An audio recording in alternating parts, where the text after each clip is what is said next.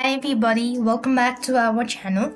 In this video, I'll show you how can you factory reset your Sony Google TV without remote. So in order to factory reset Sony Google TV without remote, you'll need to use the button on the TV itself. First thing is find the power button and the volume button on the back of the TV, usually on the side or at the back. Now here, this is how it's gonna look like. So you actually want to press volume as well as power button at the same time.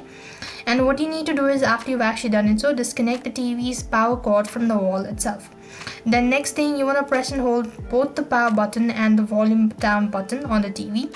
While still holding the power button, you want to plug the TV back into the wall outlet.